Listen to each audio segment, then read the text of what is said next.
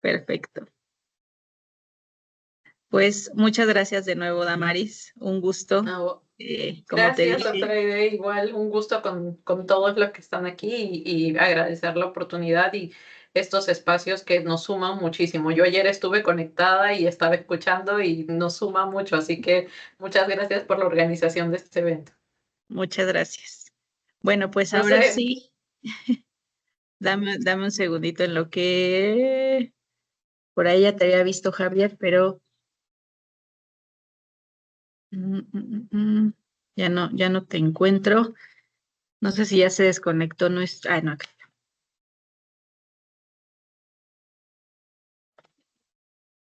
En lo que va, creo que ya está nuestro ponente, pero bueno, en lo que se va conectando nuestro ponente, les recuerdo que está el link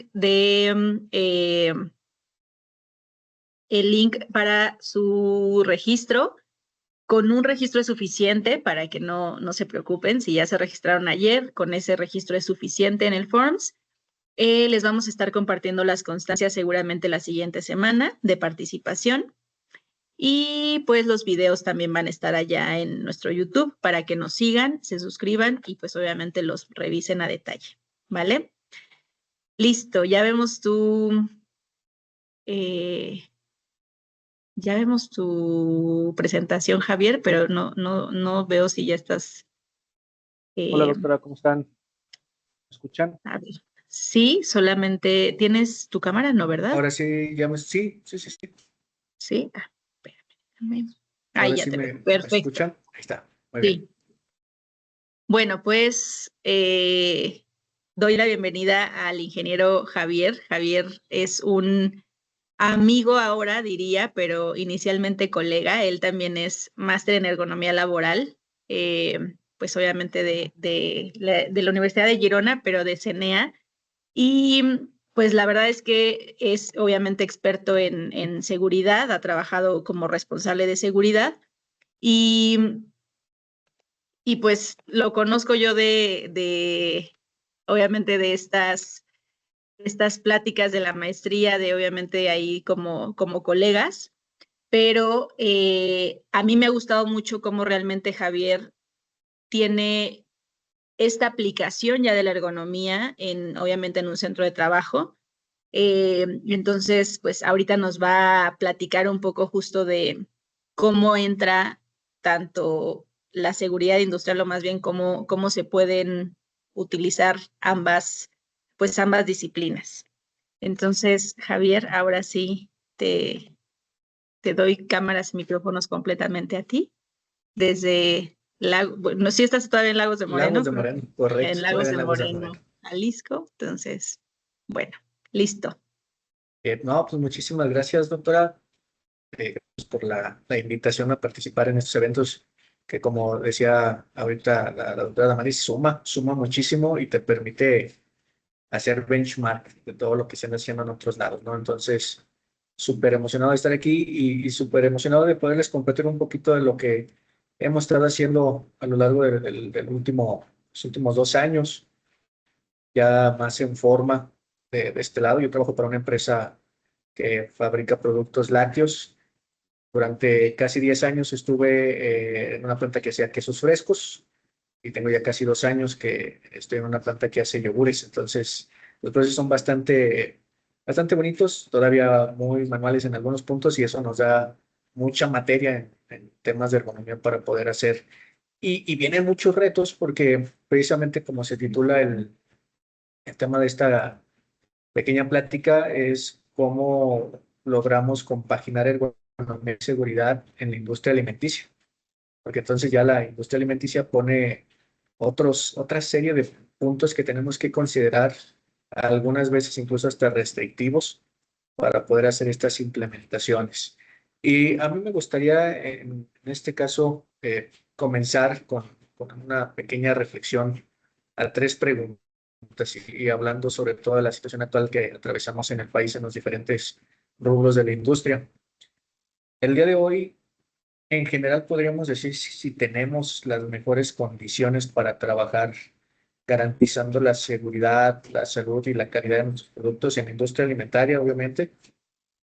Yo creo que se hacen esfuerzos importantes para hacerlo, pero definitivamente hay mucho camino que recorrer para poder garantizar las tres cosas. Ahora, y justo ahorita lo comentaba la doctora Aide, en los centros de trabajo cumplimos el apartado normativo por iniciativa propia para hacerlo a conciencia o solamente por un requerimiento particular. Decía la doctora Aide, es nada más ahí el estudio ambiental, es nada más un estudio documental y luego se queda guardada la carpeta en algún librero o algo, ya después no la sacamos para ver de verdad qué tenemos que hacer, o sí lo estamos haciendo a conciencia para mejorar las condiciones, ¿cierto? Por certificaciones y auditorías, que también ese es un punto, un requerimiento particular, y hay veces que podemos tergiversar un poquito el fin de todo este cumplimiento, que lo que busca es las condiciones mínimas de seguridad y salud, y en este caso de calidad y inocuidad para la gente y para el producto que estemos fabricando. Y como última pregunta para este inicio es si nuestras culturas de trabajo facilitan esta integración de la seguridad y ergonomía sin descuidar la calidad del producto. Es bien complicado en algunas ocasiones poder hacer este match entre estas tres cosas, teniendo como parte principal la productividad del negocio, porque recordemos que al final de cuentas, esto es, todos los centros de trabajo son un negocio. Tenemos que garantizar la continuidad del negocio y creo que eso es la parte importante, y desde seguridad es algo que en alguna sesión que tuve con el ingeniero Cecilio Segura, que por ahí seguramente algunos lo contestan, lo conocen, eh, no romantizamos la parte del departamento de seguridad, de no, tenemos que asegurarnos de que la gente no sufra ningún accidente, que la gente esté en mejores condiciones. Ese es un intrínseco, va porque va. Nuestro objetivo principal es que el negocio no pare, porque si no hay negocio, todo lo demás no se va a poder hacer. Entonces, desde ahí tenemos que empezar, porque se cortó un poquito. Ahí está. Sí, te Tenemos escuchamos que bien. seguir con esta parte, ¿no? Asegurando que también la cultura de trabajo garantice bien seguridad, economía, calidad, sin descuidar lo demás. Ahora, ¿cómo integramos estas disciplinas? La ergonomía buscando la adaptación del puesto de trabajo al colaborador. Algo que nos dijeron incansable número de veces durante la maestría de ergonomía, y creo que yo lo suscribo totalmente, es que el tema no es el trabajador. El tema jamás va a ser que el trabajador está más alto, está más bajito, los brazos cortos, brazos largos, que no sabe cómo sentarse, no sabe cómo pararse, no sabe cómo cargar. Eso no es el tema. El tema es cómo hacemos que el puesto de trabajo, el centro de trabajo, se adapte totalmente a lo que el colaborador necesita y debe hacer en sus actividades. Ese ya es un reto. El segundo reto es cómo aseguramos que la seguridad industrial nos va a ayudar a eliminar cualquier.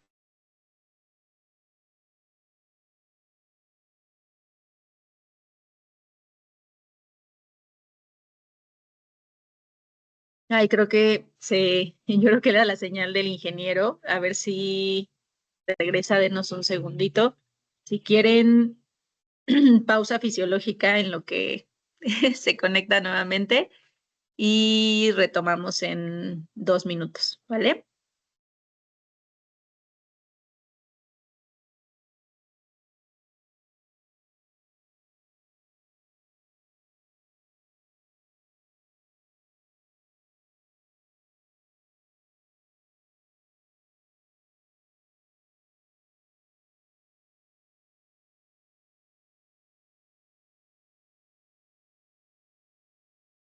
Listo, ya me pueden escuchar nuevamente.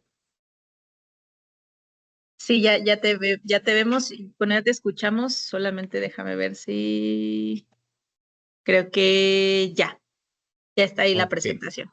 Listo. ahí va. Se van a disculpar, problemas técnicos. A ver, ahí está.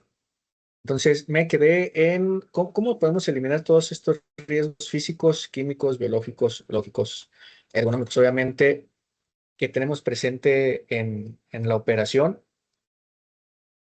y también sin descuidar, insisto, esta parte importante de la calidad y la inocuidad como condicionante para todo lo anterior en la industria alimenticia, porque finalmente esto nos va a ayudar a que el producto garantice sus condiciones que lo hacen que en el mercado sobresalga. Hablando en particular de la industria de quesos, por ejemplo. En el quesos hay en la industria de quesos hay una competencia bastante interesante sobre cuánta oferta hay en el mercado y cómo podemos diferenciarla cuando logramos que todo lo que se hace dentro de la operación se haga de la mejor manera sin riesgos, pero conservando esa calidad que puede y que va a garantizar que el producto sea totalmente de calidad y del gusto de los clientes. Ahorita se mencionaba por ahí los requerimientos particulares, normatividades y certificaciones, que es muchas de las veces por las que nace esta necesidad de implementar estos controles. Y desde la parte de seguridad, tenemos Secretaría de Trabajo y Previsión Social como una parte básica. Esta parte de Secretaría de Trabajo y Previsión Social, con sus diferentes normas oficiales mexicanas, divididas, ya sabemos, en seguridad, salud, organización, eficacia de producto, nos dan la guía para poder hacer esa intervención. Luego tenemos las normas específicas en este apartado muy particular de ergonomía para las evaluaciones, sobre todo para identificar la situación actual, porque si recordamos en México, obligatoriamente hasta 2018 apareció la primera norma oficial mexicana que exigía a los centros de trabajo hacer una identificación en forma de los riesgos ergonómicos, que es la norma 36-1, pero solamente atañe a dos apartados, que es levantamiento manual de cargas y empuje y tracción de cargas.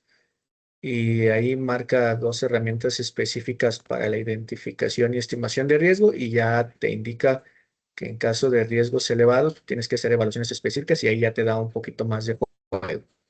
Pero todavía no tenemos nada de movimientos repetitivos ni de posturas forzadas.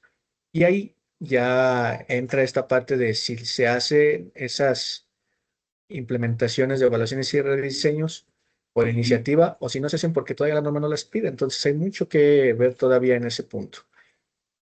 Y luego tenemos certificaciones para poder estar en el mercado, en mercados particulares. Eh, Obviamente ISO 22000 como un estándar internacional y también en lo particular en el centro de trabajo donde yo laboro trabajamos con el código SQF, donde este es el que nos permite poder estar en mercados importantes como lo es Walmart, como lo es Chedraui, toda la línea de Soriana y todos esos grandes centros de distribución que ponen a la mano de los clientes nuestros productos.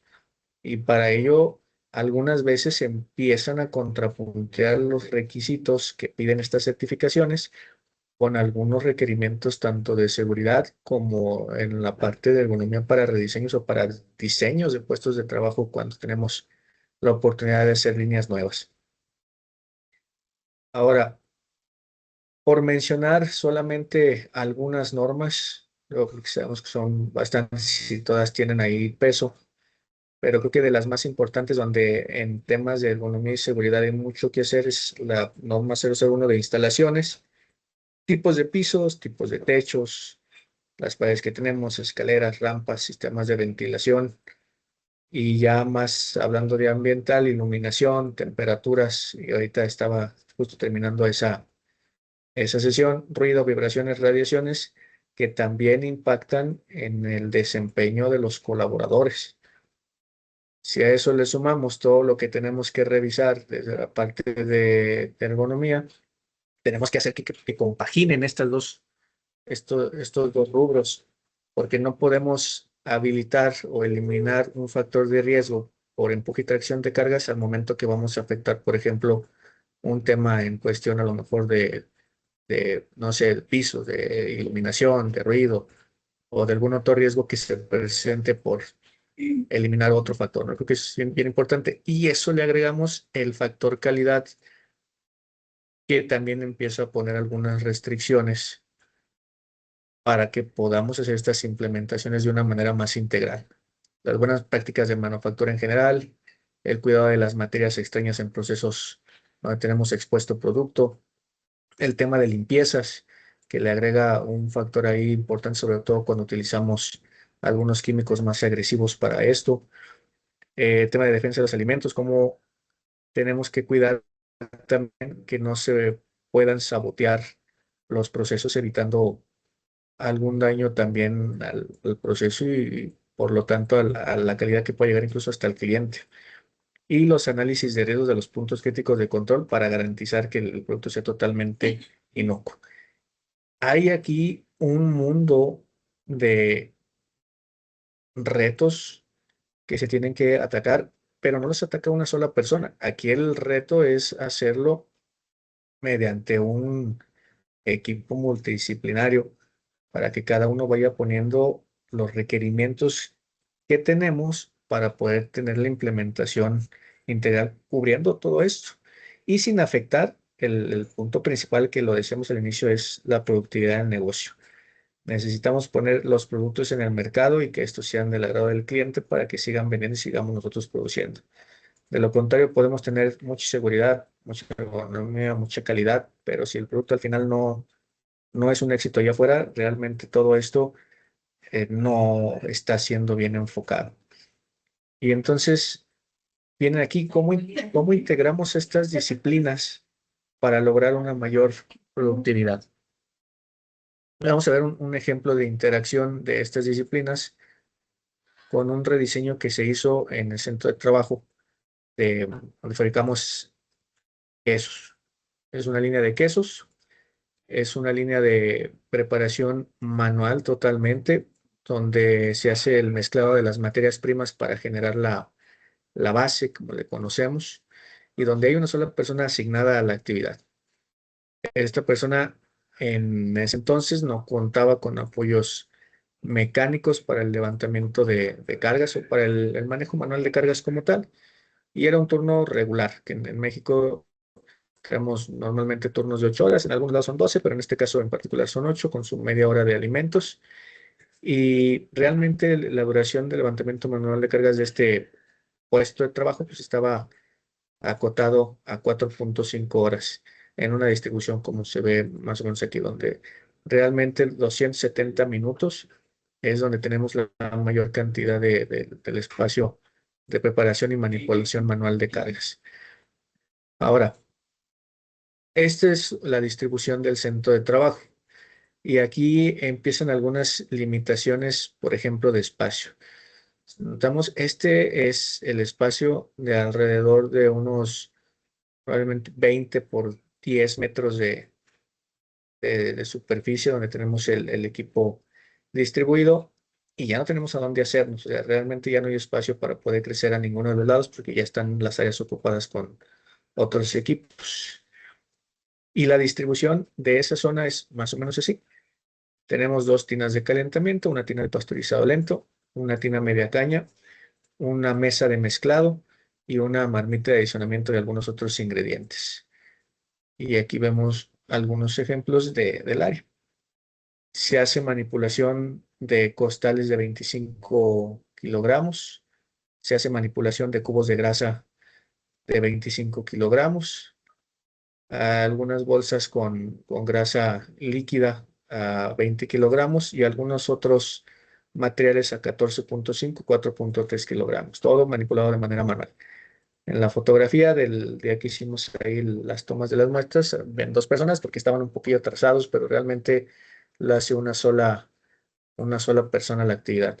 Y eso lo hace bastante pesado. Si se fijan, la masa acumulada del puesto de trabajo asciende a poco más de 4 toneladas de peso a lo largo del turno. Y aunque es un área relativamente pequeña y que trabaja un solo turno, pues estamos hablando que todos los días esa persona, ese operador, tiene que levantar de manera manual más de 4 toneladas de peso a lo largo del turno. Eso implica un desgaste del cuerpo impresionante. Y a la evaluación de los riesgos ergonómicos, notamos que, salvo posturas de trabajo estáticas, tenemos presente todos estos peligros biomecánicos.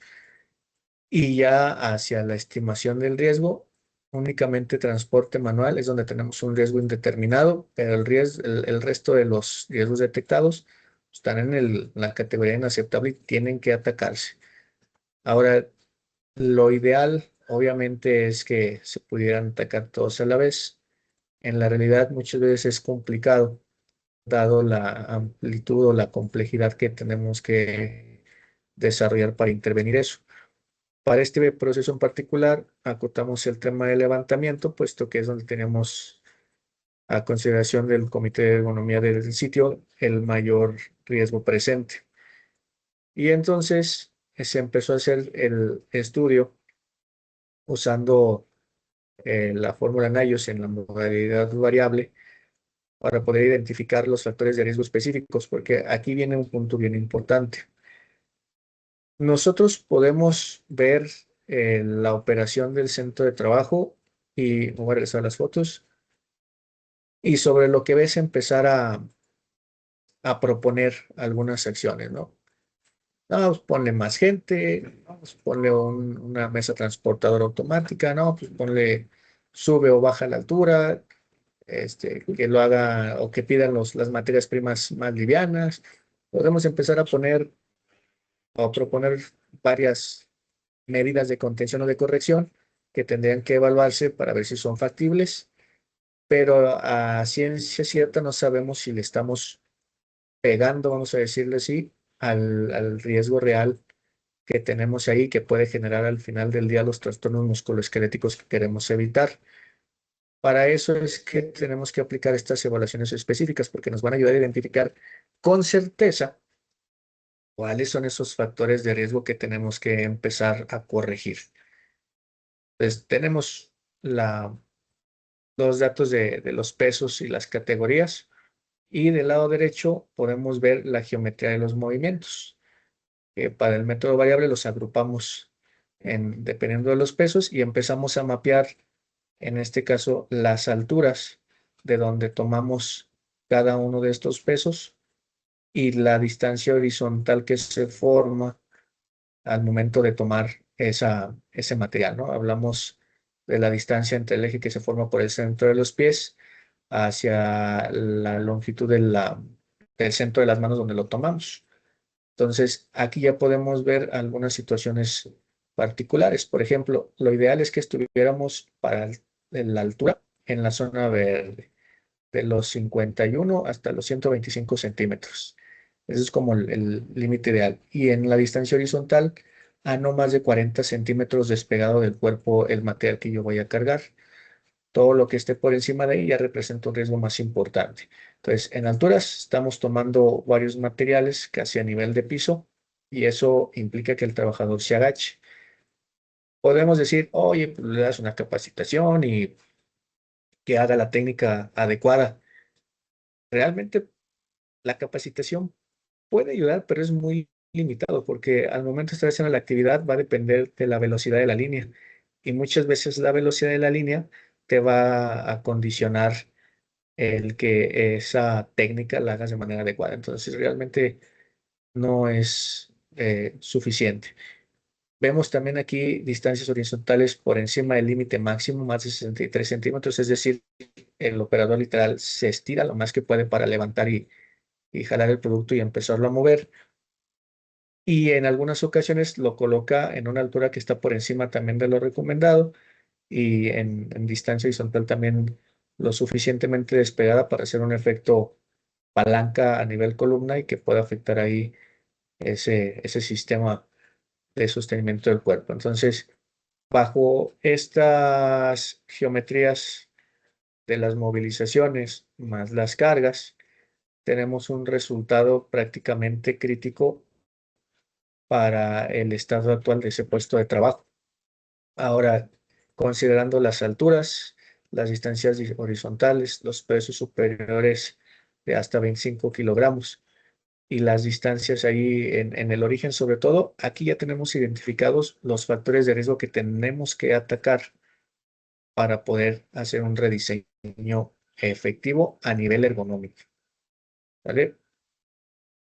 Ya si nos damos cuenta, en la categoría de pesos de 25 kilogramos se tiene más del 85% de las cargas. Entonces, ese es otro factor que tendríamos que considerar al momento de hacer estas propuestas de rediseño del puesto. No del trabajador, insisto. Eh, no, podemos decir, ponga a un trabajador que esté más fuerte, más corpulento. No se trata de eso. Se trata de que en algún momento lo podamos ahí, modificar para que cualquiera lo pueda hacer. Esa es la intención. Y bueno, con este nivel de riesgo tenemos una indicación por parte de la norma de que hay que hacer un rediseño ahí completo e inmediato, que sería la intención. Denme un segundo, por favor.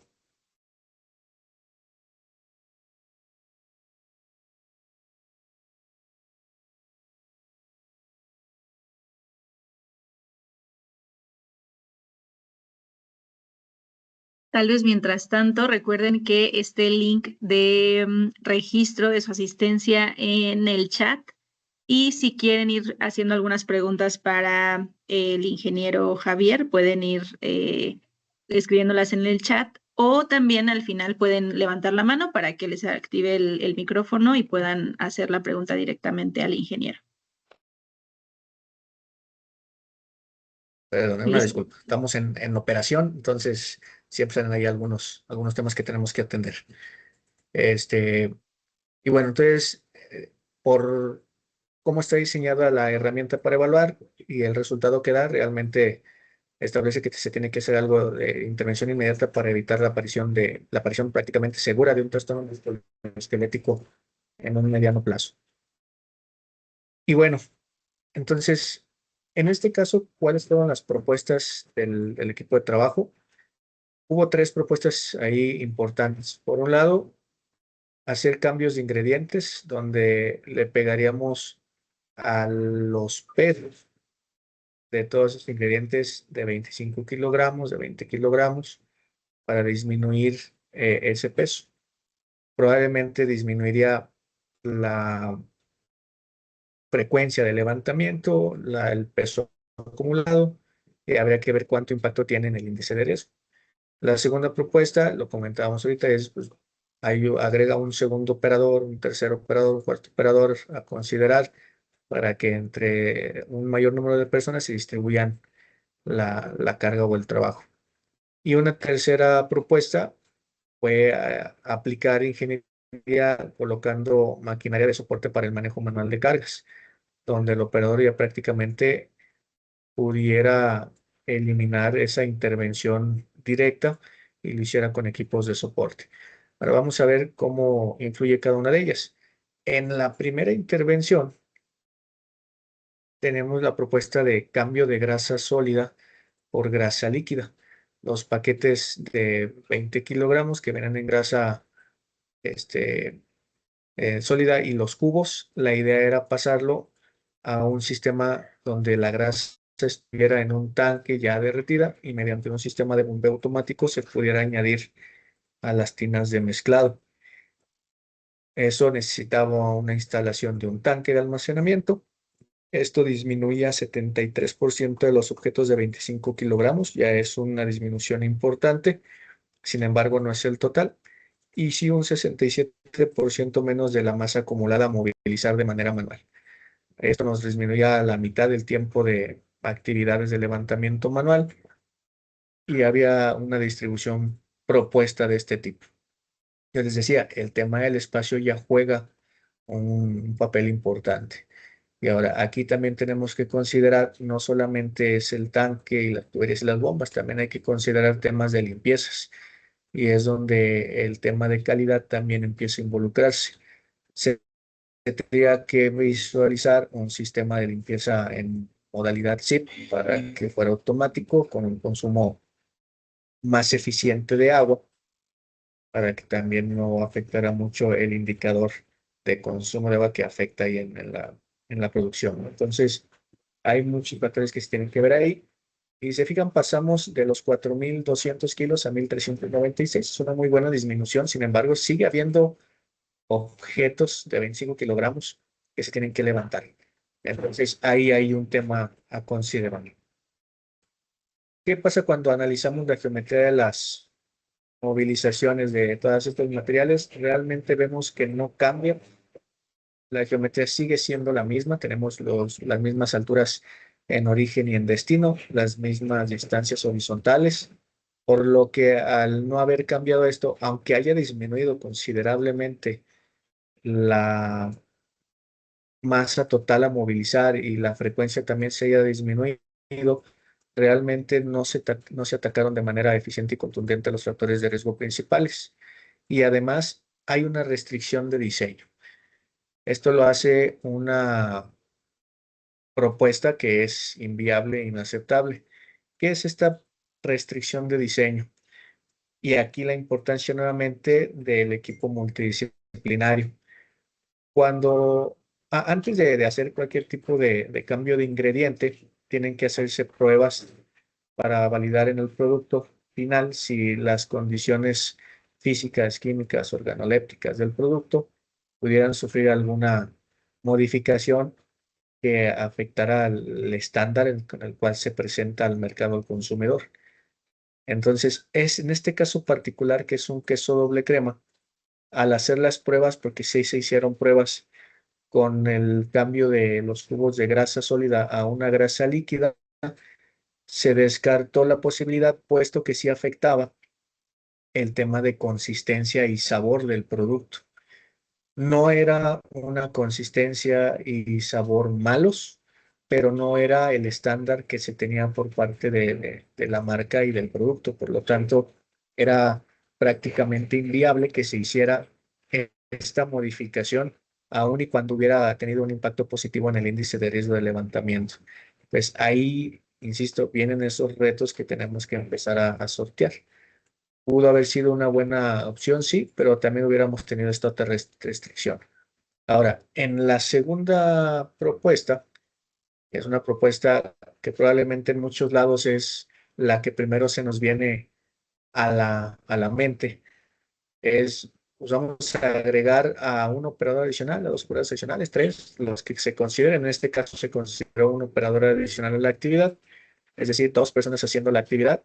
Esto es matemática básica, es la masa acumulada se divide entre dos y de 4.200 se va a 2.100 kilos lo que va a manipular cada operador. Se fijan incluso más que en la propuesta inicial. Entonces ahí ya tenemos un tema. Y la disminución neta de las actividades de levantamiento manual solamente disminuye 15%, el equivalente a 40 minutos. Realmente no hay un impacto considerable o contundente en el tiempo neto de levantamiento manual de cargas. Y cuando vemos la geometría, es exactamente lo mismo que en la primera propuesta, porque realmente no le estás haciendo nada al proceso. Estás agregando a más personas, lo voy a decir así, exponiendo a más personas a ese nivel de riesgo que ya tienes. Hay un comentario que hace el doctor Aquiles en estos casos donde dice, le quitaste el whisky y le diste vino tinto. O sea, al final del día siempre le estás dando ahí un factor que eventualmente va a tener una complicación para el colaborador. Entonces, esto, si bien sería inaceptable, podríamos tenerlo como una condición temporal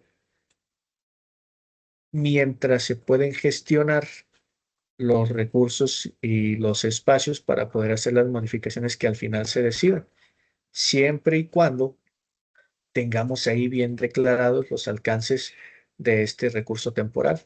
Cuánta persona, cuánto tiempo de exposición, cuánto tiempo va a estar esta medida para poder esperar a que se haga la contundente, ¿no? Para que no tengamos algo que al inicio de la temporada y se volvió permanente, algo que tenemos que cuidar mucho. Ahora, ¿qué otras cuestiones? Y esto lo pongo un poquito con precaución porque realmente el tema de los exoesqueletos sigue siendo un tema bastante, mm, no voy a decir difícil, porque sigue sin haber la suficiente evidencia científica de si son o no eficientes en un uso prolongado. En experiencia propia hemos probado a unos esqueletos, sobre todo pasivos, que es básicamente a base de muelles, y de inicio funcionan bien en la exposición corta. El problema es cuando ya tienes una exposición prolongada del exoesqueleto sobre la persona. Sí nos llegó a presentar la aparición de parestesias y obviamente pues eso ya descartaba el uso prolongado.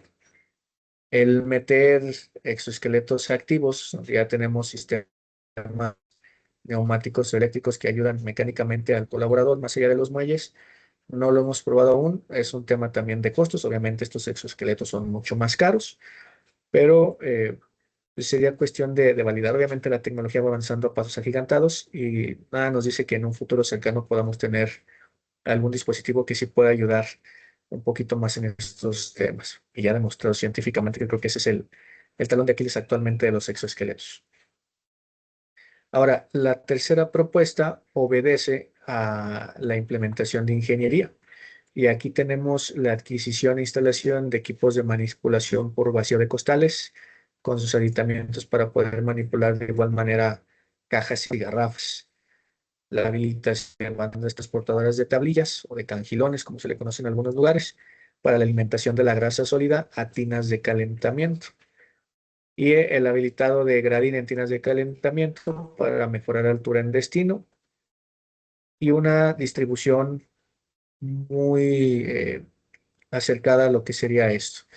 Ahora tenemos sistemas de rieles en el techo para poder desplazar el sistema de vacío y de la manguera que lleva el chupón, más las bandas que son movibles en este caso para que pudieran estar a necesidad de las tinas de calentamiento y poder tener ahí libertad de movimiento.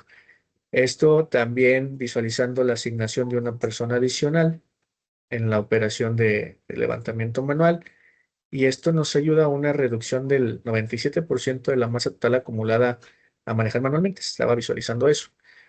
Pasamos de los 4.200 kilos a una total de 143 kilos por persona. Es una disminución bastante interesante y eliminamos de tajo la carga manual de los 25 y 20 kilos. Quedan solamente 14.5, 4.3, que siguen estando presentes en una repetibilidad ya no tan importante. Y esto también nos ayuda a que la duración de todas estas actividades pues caiga hasta el 93%. Realmente 7% de levantamiento manual de cargas del tiempo original es un tiempo bastante reducido. Y ya en la clasificación de la duración de la actividad pasó de ser una actividad larga a una actividad corta, de acuerdo a lo establecido con la herramienta de evaluación. Ante esto, los resultados, y ahí vemos algunos ejemplos de los equipos a instalar, obviamente de acero inoxidable, porque es un proceso alimenticio, es un proceso que presenta dosis importantes de humedad durante las limpiezas, pues tiene que ser inoxidable forzosamente. Y la geometría de los movimientos también ya se ve ahí de alguna manera impactada. Si se fijan, en origen nos queda por ahí un par de cargas a una altura justo por debajo del límite inferior que tendríamos que seguir trabajando y validando opciones que sean prácticas para la operación. Y en distancias horizontales ya no tenemos ese problema. Ya prácticamente queda dentro del rango. Y en destino, prácticamente con los gradines y los demás equipos, ya tenemos las alturas dentro del estándar y por ahí en distancia horizontal un poquito todavía fuera de lo que sería lo ideal, pero ya habiendo eliminado los factores más alejados de la manipulación. Esto ya disminuye considerablemente el índice de riesgo, pasa de ser crítico a un valor de 1.19 en la categoría de hombres de 20 a 45 años, que es la población que realiza esta actividad. Y obviamente aquí ya vemos que como sí se atacan de alguna manera los factores de riesgo específicos, sí hay un impacto positivo en el índice de riesgo de levantamiento, en este caso variable. Y sí es bien importante aquí señalar que obviamente esperaríamos que llegáramos a un nivel de riesgo donde ya no tenemos un riesgo per se, pero el hecho de disminuir ahí el índice de manera importante ya es un gran avance. Probablemente el diseño actual del proceso sea su tope. Y actualmente, como está diseñado, eso es lo más con la tecnología y las restricciones actuales del proceso, es a lo que podamos llegar ahorita, ¿no? Si lo vemos ahí en el comparativo, la situación original versus las tres propuestas, pues ahí podemos ver cómo solamente en la tercera tenemos una disminución de estos factores de riesgo específicos. Y ya cuando lo vemos en la tabla de referencia de los resultados, en ese valor del índice ya nos permite seguir ahí atentos al diseño, buscando en medida de lo posible mejorarlo aún más y prestar atención en el sentido de estar haciendo evaluaciones continuas al personal, diría una vez al año, cada 6 meses, nada más para validar que no tengamos alguna situación que no traigamos visualizada de inicio. Y que nos ayude ahí a contener, ¿no? Pasamos de estar en un valor mucho superior a 3 por el hecho de que la distancia horizontal estaba fuera del rango máximo, a tener un valor de 1.19. Realmente es una disminución considerable de estas propuestas, ¿no?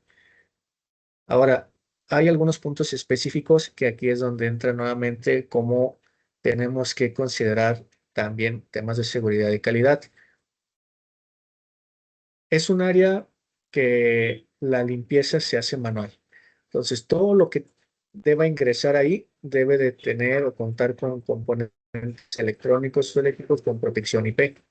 En medida de lo posible, mínimo IP67 y lo deseable IP69K, que ya son componentes totalmente encapsulados, que aunque les pueda caer un chorro de agua directamente, pues no les va a afectar nada. Entonces, habría que considerar eso.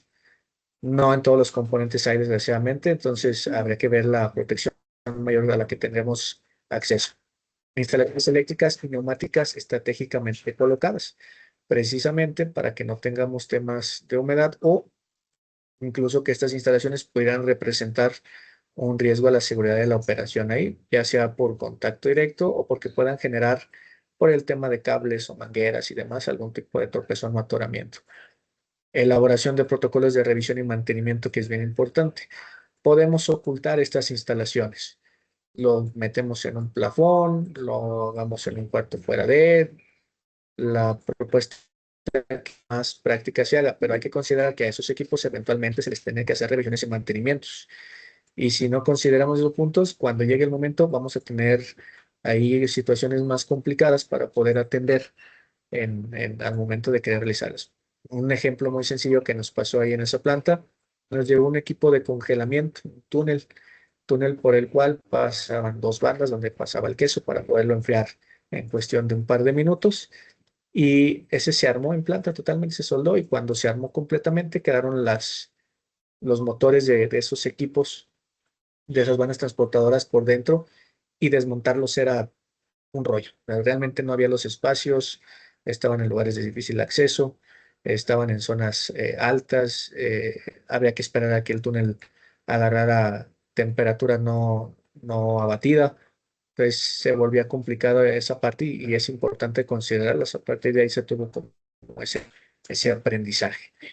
La gestión de adecuaciones, equipos y herramientas necesarias, en los materiales necesarios, en las formas necesarias para poder hacer el resto de las tareas.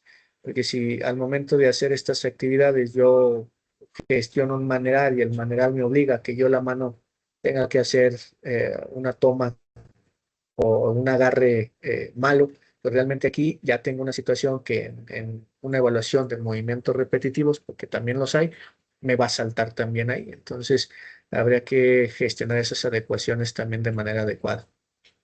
Y la revalidación de niveles de radioiluminación. Al momento de que colocamos nuevas instalaciones, habría que validar si no se afecta el nivel de ruido del área o si no se afecta la calidad de iluminación también de los espacios de trabajo, que requieran una reubicación de las luminarias o implementación de iluminación complementaria, dependiendo de los resultados. Y por parte de calidad, lo mencionábamos, hay que validar protocolos de limpieza, sobre todo en áreas de difícil acceso que se puedan generar o en los nuevos componentes que se integran.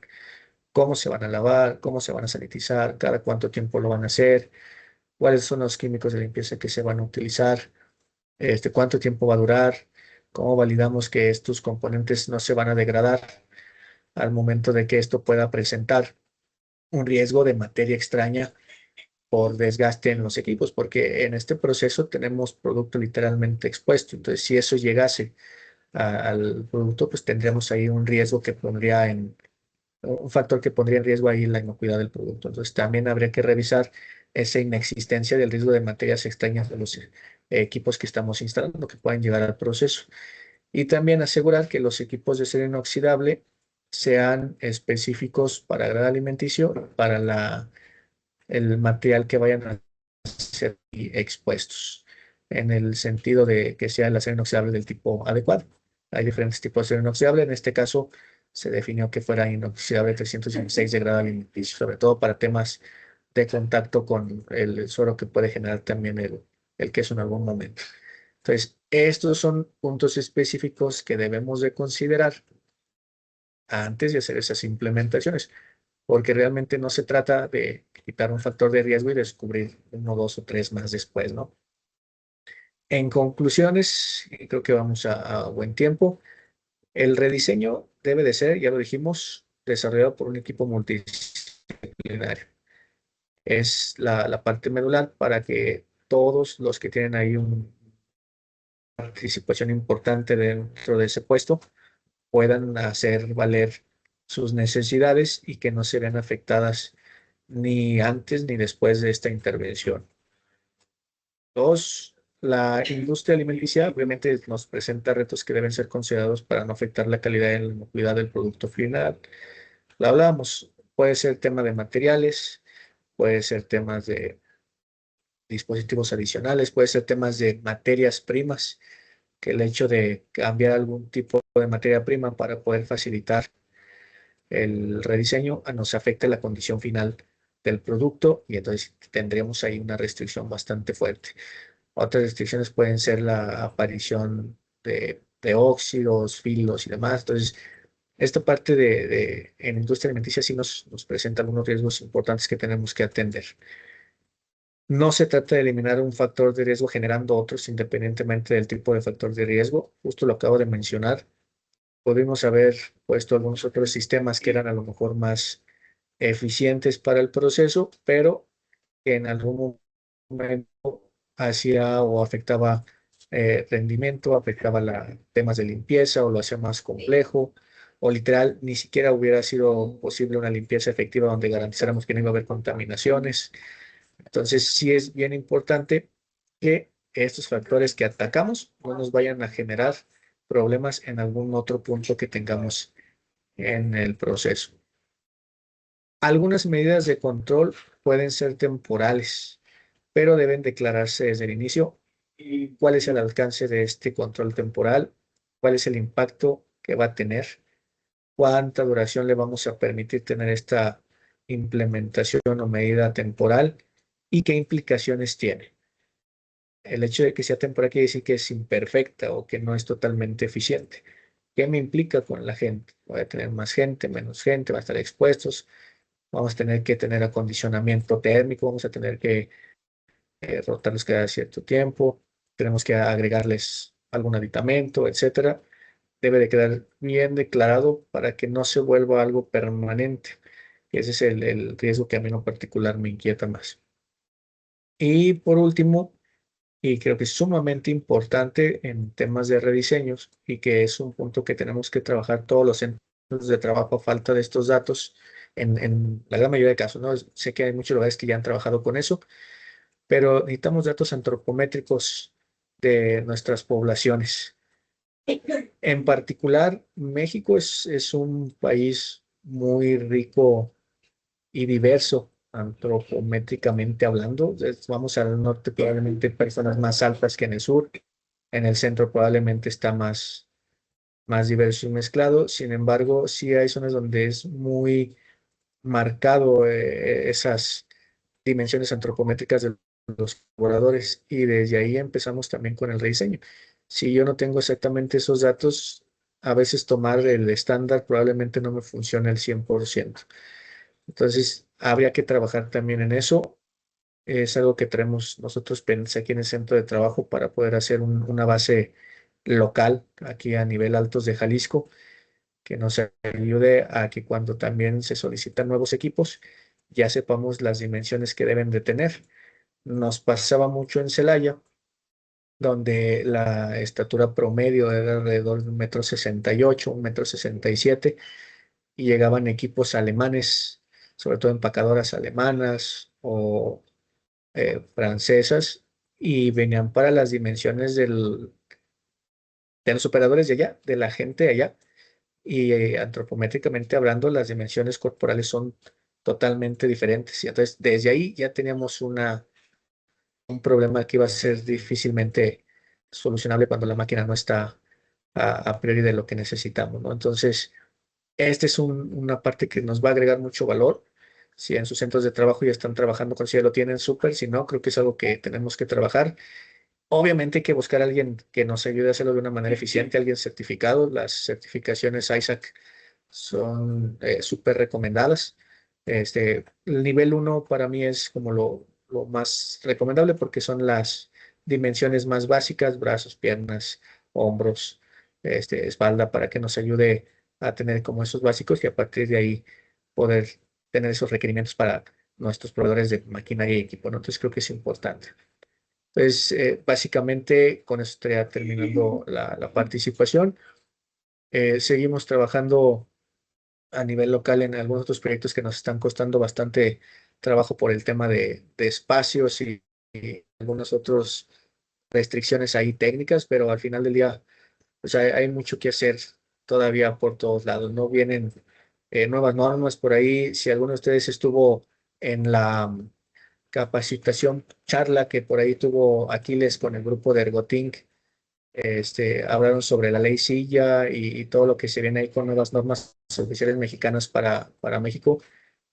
Se va a fortalecer ese aspecto y creo que estamos en un muy buen momento para adelantarnos a eso y no andar presionados muchos, porque todos los que estamos en esta parte de seguridad industrial, con todos estos estudios que tenemos que hacer cada año, cada 2 años, de repente por la operación completa se te viene el tiempo encima y es horrible andar con el estrés a full de que no tenemos eso. Y más allá de eso, pues realmente que tengamos las mejores condiciones de trabajo para los operadores, porque al final del día, sin ellos, esta operación no sale. Y yo creo que eso es lo que nos debe de quedar bien claro. Ellos son los que hacen posible todo eso y nuestra labor es facilitarles ese trabajo, ¿no? Pues básicamente eso, doctora. Espero que haya sido ahí de provecho.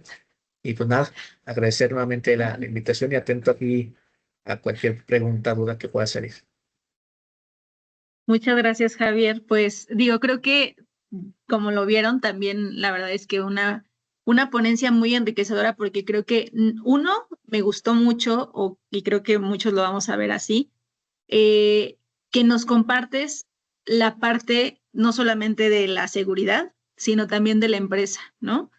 Ayer en parte de la bienvenida decía por ahí el doctor Max Núñez, recuerden que la empresa no está mal que no se preocupe por la salud porque ellos se tienen que preocupar por el producto, ¿no? Justo nosotros, por eso como especialistas, nos tendremos que enfocar en cómo hacemos, sí, la parte de seguridad, sí, la parte de salud, sí, la parte de ergonomía y obviamente cuidando estos factores que como tú lo mencionas y sobre todo en estas industrias, por ejemplo, alimenticias, ¿no? Al final, yo también voy a ser un consumidor y seguramente no voy a comprar un queso crema que no tenga esa textura, eso que yo espero, ese sabor, porque al ingeniero se le ocurrió que tenía que cambiarse el proceso y entonces, pues, mejor cambiamos el producto, ¿no? Muchas veces no sucede así, entonces, la verdad es que también quienes se perdieron un poco de la charla, acuérdense que van a estar en YouTube nuestras capacitaciones y seguramente van a aprender mucho si la vuelven a ver, esta capacitación del ingeniero Javier. Por acá, bueno, hay dos comentarios. Uno, Leonardo mencionaba un tema de probable riesgo de trabajo por una lumbalgia. Me imagino que fue en algún momento de la capacitación. Y creo que al final, pues sí, justo es parte de lo que intentamos nosotros. Creo que tanto la sesión anterior como esta, recordar que el fin, bueno, más bien el objetivo final es la prevención de riesgos y enfermedades de trabajo, ¿no? Bueno, accidentes y enfermedades de trabajo. Entonces, todo esto es lo que realmente se tiene que gestionar en salud ocupacional. Y la otra pregunta de la doctora Rebeca es, ¿cuál sería la recomendación para uso de exoesqueletos? No sé si quieras compartir un poco de esto, pero si no, ahí. Es polémico. Miren, realmente, ya sea exoesqueletos pasivos o activos, insisto, no hay evidencia científica basta todavía que nos diga si son o no eficientes. Leí hace poquito un artículo de que se hizo un estudio de la Universidad de Arlington, creo, y se hizo un experimento en la parte militar donde usaban exoesqueletos pasivos. Y la idea era hacer el levantamiento de balas de 20 y 45 kilogramos al fallo. O sea, empezaban a levantar y a ver quién levantaba más. Y desarrollaron ahí un modelo estadístico para poder probar el impacto en una probable lesión a nivel de columna. Y sí salió, sí arrojó que realmente sí ayudaba a prevenir, a disminuir el riesgo de estas lesiones musculoesqueléticas a nivel de columna, siempre y cuando se manejara solamente una carga contenida. O sea, cuando la carga era menor a los 20 kilos, 25 kilos, el riesgo sí se disminuía considerable, pero cuando aumentaba más de esa carga, el riesgo se elevaba e incluso a menos repeticiones aún seguía siendo ineficiente. Entonces, en temas de exoesqueletos, insisto, ese solamente es un estudio. Por ahí he visto 3 o 4 publicaciones nada más de los últimos 4 o 5 años y está dividido. Unos dicen que no, otros dicen que se ayudan y depende mucho del tipo. Y hay un factor también económico. Un exoesqueleto pasivo lo consigues 10, 15, 20 mil pesos a lo mejor por unidad. Y un exoesqueleto activo que ya lleva dispositivos mecánicos, eléctricos, neumáticos, rondan por encima de los 100,000, 200,000, 300,000 pesos por unidad. Y habría que validar si estos en el uso prolongado no generan ningún otro malestar. Porque obviamente no vas a comprar un exoesqueleto para usarlo 20 minutos y luego quitártelo. No es rentable, porque insisto, también tenemos que ver la parte de negocio, no es rentable. Necesitas que si te va a funcionar, te funcione a lo largo de tu turno completo. Y eso es lo que hace falta seguir investigando, sobre todo en los centros de trabajo, porque todas estas investigaciones que se han hecho han sido más en casos puntuales específicos en la operación. Porque veo que, que Rebeca es de DHL. En la parte logística, ustedes manejan una cantidad impresionante de paquetes en diferentes dimensiones y pesos, y obviamente ustedes lo requerirían para una operación continua todo el tiempo. Entonces, habría que estar al pendiente de los nuevos desarrollos e ir probando. A esta altura, todavía, Rebeca, es ensayo y error. Ha habido colaboradores, colegas míos de la organización que les ha funcionado porque su uso está limitado a 1 o 2 horas al día. Y habemos otros donde lo teníamos que usar parejo porque la operación te lo exigía 7 horas y a nosotros nos daba la aparición de parestesias. La gente se le dormían los brazos, se le dormían las piernas y pues ya no era factible, ¿no? Entonces va a depender mucho de la operación y el tipo. Hoy creo que todavía ya era de oportunidad en tema de exoesqueletos y pues hay que seguir ahí al pendiente y tratar de andar investigando ahí qué nuevo hay en el mercado. Sí, de hecho, justo esto y nada más voy a agregar algo, también recordar que obviamente mucho de lo que se está utilizando lo traemos a Latinoamérica, pero ya está desarrollado tal vez en Europa. Entonces, también yo creo que lo que puede llegarnos a pasar, sobre todo acá en países latinoamericanos, Perú, México, que tenemos otra proporción corporal, nos puede llegar a pasar lo que nos pasa en la maquinaria, ¿no? Si yo compro un exoesqueleto que está generado, producido, desarrollado en Alemania, se lo voy a poner a un operador que no tiene la misma fisiología, ¿no? O corporalidad. Entonces, evidentemente, las medidas van a ser muy diferentes, ¿no? Eso, de hecho, también ayer lo mencioné. Ahorita se los voy a compartir ahora sí en el chat. El informe técnico justo de la OIT y hablaba de este tema, de los exoesqueletos, que sí se ha visto mejora, no hay tanta investigación como nos dice Javier, pero también hay que entender que a veces puede que el exoesqueleto en tema de postura, entonces esté generando afectación, ¿no? Porque si yo me pongo una maquinaria, un armatoste encima para desarrollar mis actividades, es más, hasta lo relacionaría con lo que nos platicó hace ratito la doctora Damaris. ¿Qué tal que entonces aumento mi estrés térmico? ¿Qué tal que aumento mi sobreesfuerzo? ¿Qué tal que aumento? Entonces, habría que explorar un poco más. Yo incluso diría que, si les parece, podemos utilizar este tema para tal vez un panel en futuros días o en futuros meses para platicar un poco de esto, ¿no? Y que creo que sí es un tema pues muy interesante y que pues ya viene, entonces mejor anticiparnos como también nos dijiste, Javier. Sí, no nos vaya a pasar como con las fajas que Bajas. siguen siendo muy controversiales, ¿no? Que en su momento creyó que sí ayudaban y se hizo un uso generalizado y hoy sabemos que realmente no nos ayudan, pero quítalas, la gente no las quiere dejar de usar. Sí, Hay una creencia ahí de que sí funcionan y sabemos que no. Entonces, eso es lo que tenemos que evitar con este tipo de dispositivos. sí, exacto. Bueno, pues de nuevo, muchísimas gracias, Javier. Si quieren una foto rapidísima con nuestro ponente, acuérdense, pónganse ahí guapos, peínense en las cámaras que puedan estar abriendo. Ya está por acá nuestra siguiente ponente. Entonces, si les parece, vamos